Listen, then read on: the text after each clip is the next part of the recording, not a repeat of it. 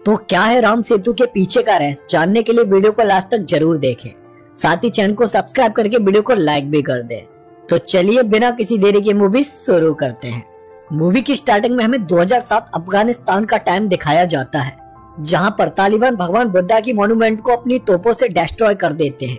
इसीलिए कुछ दिन बाद एक आर्कियोलॉजिस्ट की टीम को बुलाकर वहां पर जो कुछ भी हिस्टोरिकल धरोहर बची होती है उसे एनालाइज करने की कोशिश की जा रही होती है, ताकि उन अवशेषों को ध्यान में रखकर फिर से भगवान बुद्धा के अस्तित्व को पुनर्स्थापित किया जा सके। उस टीम में अफगानिस्तान का एक रिसर्चर दिलावर और इंडिया से एक आर्कियोलॉजिस्ट आर्यन कुलश्रेष्ठ को बुलाया जाता है। वहाँ पर खुदाई करने के बाद आर्यन को एक बॉक्स मिलता है जिसमें कई साल पुराने सोने चांदी के सिक्के और बहुत सारे आभूषण होते हैं। वो सारी चीजें इंडिया के हिंदू राजा दलहन के टाइम की थी। वो उनके लिए काफी ओल्ड और इम्पोर्टेंट खोज थी, पर तभी वहाँ पर तालिबान आकर हमला कर देते हैं और सारे लोग वहाँ से अपनी जान बचाकर भागने की कोशिश करते हैं। पर आर्यन और दिलावर उस बॉक्स को बचाकर उसे अपने साथ लेकर भागने लगते हैं, जिससे वो एक सुरंग के थ्रू एक गुफा में आकर गिरते हैं, जहाँ पर उन्हें भगवान बुद्धा की एक बहुत बड़ी लेटी हुई मूर्ति मिलती है, जो कि उनकी एक और खोज होती है। और उसके बाद वहाँ के आर्कियोलॉजी डिपार्टमेंट आर्यन की बहुत तारीफ करते हैं और उस खोज का आधा हिस्सा वो भारत को गिफ्ट के तौर पर दे देते हैं, ताकि उन दोनों देशों के बीच अमन और दोस्ती बनी रहे।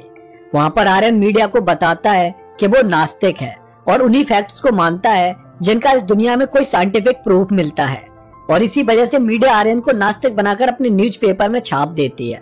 अब नेक्स्ट सीन में हमें आर्यन की फैमिली दिखाई जाती है, जिसमें उसकी वाइफ प्रोफेसर गायत्री और उसका एक बेटा कबीर होता है, जो हमेशा कॉमिक्स पढ़ता रहता था। अब नेक्स्ट सीन में हमें पता चलता है कि पुष्पक कंपनी और गवर्नमेंट मिलकर सेतु समुद्रम प्रोजेक्ट को लेकर आने वाले हैं, जिसके लिए वो राम सेतु को तोड़कर वहाँ पर एक शिपिंग कैनल बनाना चाहते हैं, जिसकी वजह से उनके शिपिंग बिजनेस को बढ़ावा मिल सके। पर लोगों की सेतु से श्रद्धा जुड़ी हुई थी, क्योंकि ये श्री राम द्वारा बनाया गया था, और इसीलिए वो इस प्रोजेक्ट के अगेंस्ट होते हैं। और राम सुरक्षा समिति ने कोर्ट में इसके अगेंस्ट पिटीशन भी डाल दिया होता है। इसीलिए पुष्कर कंपनी के ओनर इंद्रकांत को प्रूफ देना था कि राम सेतु मैन मेड नहीं बल्कि नेचर मेड सेतु है, जिसे श्री राम से पहले बनाया गया था। और इसके लिए आर्कियोलॉजिस्ट डिपार्टमेंट के मैनेजर आर्यन को हायर करते हैं और वो उससे कहते हैं कि वो कोर्ट में एक ऐसी रिपोर्ट बनाकर सबमिट करे जिससे कोर्ट को लगे कि नेचर मेड सेतु है, क्योंकि खुद आर्यन गॉड में बिलीव नहीं करता था, इसीलिए उसे श्री राम में भी बिलीव नहीं था, और उसे भी लगता था कि सेतु श्री राम के टाइम से बहुत पहले का है, और इसीलिए वो अपनी एक रिपोर्ट रेडी कर लेता है, जिसकी वजह से उसकी वाइफ गायत्री उसे इस रिपोर्ट को कोर्ट में सबमिट करने से रोकती है, क्योंकि इससे श्री राम के अस्तित्व पर भी कई सारे सवाल खड़े हो जाते और लोगों की आस्था को भी ठेस पहुंचती, क्योंकि राम सेतु श्री राम के अस्तित्व और उनकी पहचान का एक सिंबल था। पर आर्यन उसकी कोई भी बात नहीं सुनता है और अपनी रिपोर्ट को कोर्ट में सबमिट कर देता है। साथ ही आर्यन उसमें ये भी मेंशन कर देता है कि रामायण सिर्फ एक काल्पनिक महाकाव्य है, जिसकी वजह से अब लोग सड़कों पर उतरकर इसका विरोध करने लगते हैं, क्योंकि इसकी वजह से उनकी आस्था पर भी कई सारे सवाल उठ चुके थे। और उसी के प्रेशर में कोर्ट कुछ साइंटिफिक प्रूफ लाने के लिए कहती है, जिससे प्रूव हो सके कि राम सेतु मैन मेड नहीं बल्कि नेचर मेड सेतु है। दूसरी तरफ आर्यन के द्वारा रामायण को एक काल्पनिक महाकाव्य कहने की वजह से लोगों में बहुत गुस्सा होता है, और उसी की वजह से आर्कियोलॉजिस्ट डिपार्टमेंट से आर्यन को कुछ टाइम के लिए सस्पेंड कर दिया जाता है। पर कुछ दिन बाद उसके बॉस उसे इंद्रकांत से जाकर मिलवाते हैं, और वहाँ पर इंद्रकांत आर्यन को रामेश्वरम एक रिसर्च पर जाने के लिए कहते हैं, ताकि वो वहाँ पर जाकर राम सेतु से साइंटिफिक प्रूफ लेकर आ सके कि वो एक नेचर मेड सेतु है, जो कि श्री राम के पहले बनाया गया था। उस टाइम तो आर्यन इसके लिए मना कर देता है, क्योंकि वो अब और कंट्रोवर्सी में नहीं फंसना चाहता था, पर उसे पता ही नहीं था कि वो ऑलरेडी इस कंट्रोवर्सी का एक हिस्सा बन चुका है, क्योंकि उसने श्री राम की रामायण पर सवाल जो उठा दिए थे। और उसी की वजह से कबीर के स्कूल में उसका एक फ्रेंड उसे रावण बोलने लगता है, क्योंकि उसके डैड आर्यन श्री राम को मानते ही नहीं थे। और ये बात सुनकर कबीर उस लड़के को पीट देता है, जिसकी वजह से प्रिंसिपल आर्यन को स्कूल बुलाती है। और उसी बीच कुछ लोग आर्यन को जबरदस्ती पकड़कर उसका फेस काला कर देते हैं, क्योंकि लोग उसके द्वारा दी गई बातों से बहुत गुस्से में थे। स्कूल में भी प्रिंसिपल आर्यन पर कबीर के द्वारा किए गए बिहेवियर पर गुस्सा करती है, जिसकी वजह से अब आर्यन सोच लेता है कि वो रामेश्वरम जाकर राम सेतु की सच्चाई को बाहर लेकर आएगा, और इससे वो ये भी प्रूव कर पाएगा कि रामायण एक काल्पनिक महाकाव्य है या फिर रियलिटी है। पर यह बात सुनकर गायत्री परेशान हो जाती है, क्योंकि इसके बाद वो लोग और ज्यादा कंट्रोवर्सी में फंसने वाले थे। इसीलिए वो आर्यन को छोड़कर अपने घर चली जाती है और next day Aryan Rameswaram Indian ocean में पहुंच जाता है। जहाँ पर राम सेतु बनाया गया था, पर इस टाइम वो उस सी के अंदर डूब चुका था। वहाँ पर उसकी मुलाकात वहाँ के प्रोजेक्ट हेड बाली से होती है और बाली आर्यन को अपनी शिप में लैब के अंदर लेकर आता है, जहाँ पर उनके पास रिसर्च के लिए हर तरह के इंस्ट्रूमेंट और मशीनें थी। वहाँ पर बाली आर्यन को डॉक्टर चंद्रा, डॉक्टर गैब्रिएली और डॉक्टर सेंड्रा से मिलवाता है, जो कि उसके साथ इस प्रोजेक्ट पर काम करने वाले थे। साथ ही आर्यन के कहने पर उसे एक सूट भी प्रोवाइड कराया जाता है, जिससे वो बिना किसी परेशानी के अंडर वाटर में जा सकता था और वहाँ पर जितना चाहे उतनी देर रुक सकता था। उस सूट में उन्होंने कई सारे फीचर्स ऐड किए थे। बाली अपनी रिसर्च को करने से पहले आर्यन से कहता है कि सी के अंदर वो श्रीलंकन एरिया में एंटर नहीं करे, क्योंकि वहाँ पर इस टाइम पर रेबेल्स और श्रीलंकन आर्मी के बीच सिविल वार छिड़ चुका है, तो उसे अपनी रिसर्च इंडियन टेरिटरी के अंदर रहकर ही करनी होगी। उसके बाद आर्यन को बताया जाता है कि इस टाइम पर राम सेतु सी के अंदर करीब 6 फीट नीचे डूबा हुआ है और उन्होंने इसके बारे में सोनार रे से एक 3D होलोग्राम भी रेडी किया है। अब उन्हें राम सेतु की एज का पता लगाने के लिए उसके सैंपल को टेस्ट करना जरूरी था। वहाँ पर आर्यन बताता है कि वाल्मीकि जी ने रामायण में श्री राम के साथ की घटनाओं के साथ कुछ नक्षत्रों के बारे में भी बताया है, जिनकी स्टडी करने के बाद पता चला है कि श्री राम लगभग 7000 साल पहले हुआ करते थे। इसका मतलब अब उन्हें पता लगाना था कि राम सेतु 7000 साल पुराना है या उससे भी पहले का है, जिसके लिए आर्यन नेक्स्ट डे अपने सूट के साथ सी के अंदर एंटर कर जाता है, जहाँ से वो उस डूबे हुए राम सेतु की स्ट्रक्चर में से कुछ सैंपल्स लेकर आता है, जिनकी कार्बन डेटिंग करने के बाद डॉक्टर चंद्रा बताते हैं कि उस सैंपल में जो फॉसिल्स मिले थे उनकी एज लगभग 18 साल पुरानी थी। इससे प्रूव होता है कि राम सेतु भी 18,000 साल पुराना है। पर इस बात से पूरी तरह से आर्यन एग्री नहीं करता था, क्योंकि ये सैंपल सिर्फ राम सेतु की ऊपरी हिस्से से लिए गए थे। इसीलिए आर्यन चाहता था कि उसे राम सेतु में लगे फ्लोटिंग रॉक्स यानी कि तैरने वाले पत्थर जिससे कि राम सेतु का निर्माण हुआ था, उनको भी स्टडी करना होगा, तभी उन्हें राम सेतु की रियल एज के बारे में पता चल पाएगा। अब उन्हें इसके लिए श्रीलंकर बॉर्डर के पास वाली जगह पर जाकर उस राम सेतु को तोड़कर उसमें से फ्लोटिंग रॉक्स को निकालना था, जो कि इतना इजी काम तो नहीं था। पर फिर भी आर्यन इस रिस्क को लेने के लिए रेडी हो जाता है और नेक्स्ट डे सी के अंदर पहुंच जाता है, जहाँ पर आर्यन को एक फ्लोटिंग रॉक दिखाई देता है, पर वो श्रीलंकर बॉर्डर के बिल्कुल करीब होता है और इसीलिए बाली आर्यन से वापस आने के लिए कहता है। पर जब वो उसकी बात नहीं सुनता है तो वो आर्यन के सूट को डीएक्टिवेट कर देता है, ताकि आर्यन उस फ्लोटिंग रॉक तक नहीं पहुंच सके। पर फिर भी आर्यन उस सूट से निकलकर उस फ्लोटिंग रॉक को पा ही लेता है और राम सेतु की हेल्प से सी के अंदर से उस फ्लोटिंग रॉक को लेकर बाहर निकल आता है और उसके बाद वो डॉक्टर गिब्रिएल के साथ मिलकर उस फ्लोटिंग रॉक की कार्बन डेटिंग करने लगता है, जिससे उन्हें पता चलता है कि फ्लोटिंग रॉक 7000 साल पुराना है, यानी राम सेतु श्री राम के टाइम का ही था। और जो सैंपल उन्हें पहले मिले थे उन स्टोन्स को वहाँ पर किसी ने कहीं और से लाकर प्लॉट किया था। यहाँ पर हमें क्लियरली समझ आ जाता है कि इंद्रकांत ने ही बाली के साथ मिलकर उन स्टोन्स को वहाँ पर प्लांट कराया था, ताकि जब आर्यन को वो स्टोन्स मिले तो वो उसकी रिपोर्ट से प्रूव कर सके कि राम सेतु 18,000 साल पुराना है और फिर वो राम सेतु को तोड़कर अपनी शिपिंग कैनल बना सके, जिससे उन्हें फ्यूचर में बिजनेस से बहुत फायदा होने वाला था। पर अब इस फ्लोटिंग रॉक्स की वजह से आर्यन को समझ आ गया था कि वो राम सेतु श्री राम ने ही बनाया था और इसीलिए अब इंद्रकांत आर्यन और उसकी टीम को आगे की रिसर्च करने की परमिशन दे देता है। अब उसकी टीम में डॉक्टर सेंड्रा और डॉक्टर गिब्रिएल होते हैं, पर उसके लिए उसे श्रीलंका के बॉर्डर में एंट्री करके वहाँ से और ज्यादा फ्लोटिंग रॉक्स के सेगमेंट चाहिए थे और उसी के लिए वो तीनों नेक्स्ट डे सी के अंदर अपनी शिप को लेकर निकल जाते हैं। अब बाली को पता था कि सी में स्टॉर्म आने वाला है और इसीलिए उसका प्लान था कि वो उन तीनों को सी के उस स्टॉर्म में ही मार देगा और इसीलिए स्टॉर्म आने के बाद उसने आर्यन के शिप के सारे सेफ्टी फीचर्स को डीएक्टिवेट करा दिया।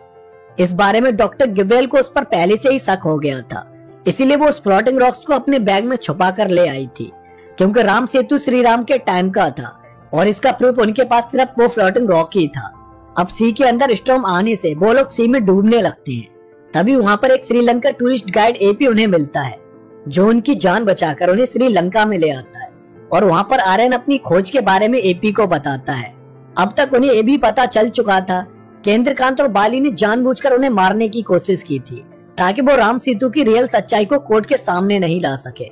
और अब आर्यन को इस फ्लोटिंग रॉक्स के अलावा भी कुछ और एविडेंस की जरूरत थी, जिससे उन्हें श्री राम और उनके राम सेतु के साक्ष्य मिल सके। और इसमें एपी उनकी हेल्प करने के लिए रेडी हो जाता है। वो कहता है कि वो उन्हें सी के बीचों बीच ले जाकर इससे बड़ा रॉक उन्हें दिला सकता है पर उसके लिए वो अपनी डायरी में इन सब का एक्सपेंसेस लिखता रहेगा। जर्नी खत्म होने के बाद उन्हें इसका सेटलमेंट करना होगा।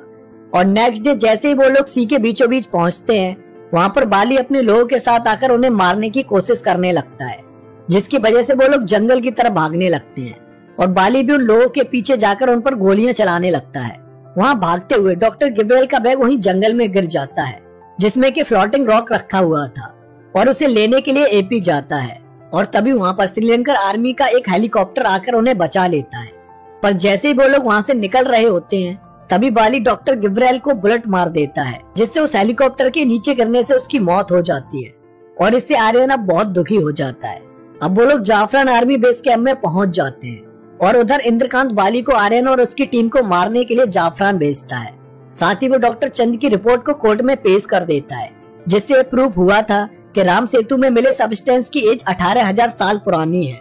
जिसकी वजह से कोर्ट ने बेपच्ची दल को 3 दिन का टाइम दिया यह प्रूव करने के लिए कि राम सेतु श्री राम के टाइम का है। और अगर वो ऐसा प्रूव नहीं कर पाए तो फिर राम सेतु को तोड़ने के ऑर्डर्स गवर्नमेंट को मिल जाएंगे। और तभी गायत्री के पास आर्यन की कॉल आ जाती है, जहां गायत्री आर्यन को बता देती है कि अगर 3 दिन में कोर्ट में ये प्रूव नहीं हुआ कि राम सेतु 7,000 साल पुराना है तो गवर्नमेंट उस सेतु को तोड़वा देगी। अब ये सुनकर आर्यन की प्रॉब्लम बढ़ जाती है, क्योंकि उसके पास बहुत कम टाइम बचा था श्री राम और राम सेतु से रिलेटेड प्रूफ्स को कलेक्ट करके कोर्ट में सबमिट करने के लिए।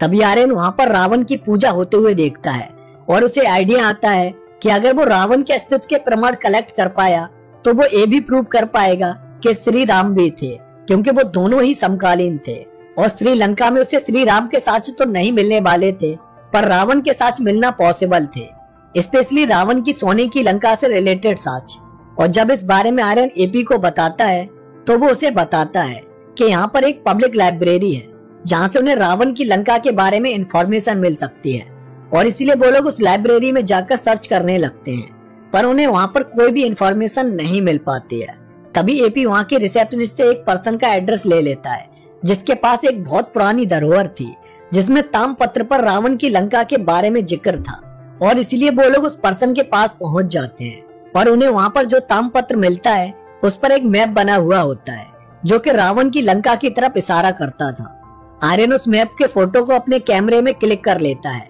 जिसमें रावण के पैलेस को एक ट्रायंगल शेप में दिखाया गया था, जिसका रास्ता अशोक वाटिका से एक टनल से होता हुआ रावण के पैलेस तक पहुंचता था। और एपी को अशोक वाटिका का रास्ता पता था, इसलिए वो आर्यन और डॉक्टर सेंड्रा को लेकर अशोक वाटिका पहुंच जाता है, जहां पर आर्यन उस मैप को डिकोड करने की कोशिश करता है। तो उसे पता चलता है कि उन्हें उस टनल तक पहुंचने के लिए रावना फॉल्स के पास जाना होगा, जो अशोक वाटिका से लगभग 20 किलोमीटर दूर था। दूसरी तरफ बाली अपने लोगों के साथ आर्यन के बारे में पता करते हुए उस मैप वाले पर्सन के पास तक पहुंच जाता है, और उसे मारकर पता लगा लेता है कि आर्यन इस टाइम पर अशोक वाटिका की तरफ किसी टनल की खोज में गया है। और इसीलिए इंद्रकांत बाली से कहता है कि किसी ऐसे पर्सन को ढूंढो जो आर्यन की तरह सोच सके, और उसे वो मैप दिखाओ, जिससे उन्हें पता चल सके कि आर्यन इस टाइम पर कहां पर है। उधर आर्यन उस टनल को पानी के अंदर ढूंढ लेता है, और फिर वो उसके थ्रू एक गुफा में पहुंच जाता है, जहां पर उसे वहां की दीवारों में एक स्क्रिप्ट इनक्रिप्टेड मिलती है, जो वहां की बहुत प्राचीन लिपि हैला में लिखी हुई थी। आर्यन उसके फोटोज निकालकर उसे फॉलो करते हुए रावण के पैलेस के द्वार तक पहुंच जाता है, जो कि बंद होता है, और उसका गेट उसी ट्रायंगुलर शेप में होता है जैसा कि उन्होंने उस मैप में देखा था। वहां पर उन्हें 2 रास्ते दिखाई देते हैं, जिसमें से एपी आर्यन को श्रीपदा वाले रास्ते चलने को कहता है, और उसे यकीन दिलाता है कि उसे वहां पर श्री राम और रावण दोनों के साथ मिलेंगे। साथ ही वो बताता है कि श्रीपदा को त्रिकूट पर्वत भी बुलाया जाता है, और त्रिकूट पर्वत का जिक्र रामायण में भी हुआ था, जिससे रावण की सोने की लंका दिखाई देती थी, और इसीलिए उन्हें लंका के होने के प्रमाण वहीं से मिलने की उम्मीद भी थी। इसीलिए वो लोग त्रिकूट पर्वत पर जाकर लंका को देखने की कोशिश करने लगते हैं, और वहाँ पर उन्हें एक प्लांट मिल जाता है जो कि संजीवनी होता है, और इससे प्रूव हो जाता है कि वो इस टाइम पर रावण की लंका में ही है, क्योंकि उस प्लांट का साक्ष्य ओनली वही मिल सकता था। वो उस प्लांट को अपने पास रख लेते हैं, पर तभी वहाँ पर बाली गायत्री को लेकर पहुंच जाता है, और उन सबको अपने हेलीकॉप्टर में बैठा लेता है। और इसके बारे में गायत्री ने ही उस मैप को डिकोड करके उसे आर्यन की लोकेशन के बारे में बताया था।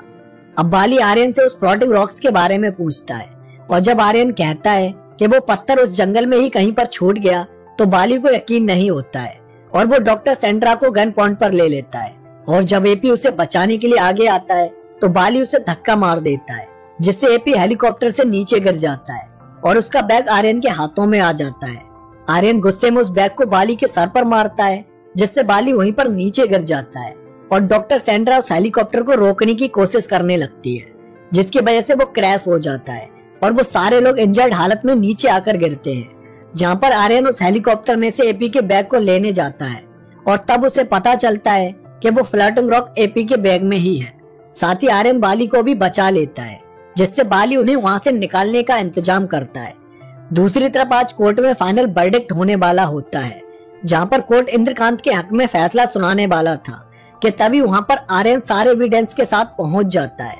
और वहां पर फ्लोटिंग रॉक्स को दिखाता है, जिसकी कार्बन डेटिंग से उन्हें पता चला था कि रॉक 7000 साल पुराना है, यानी श्री राम के टाइम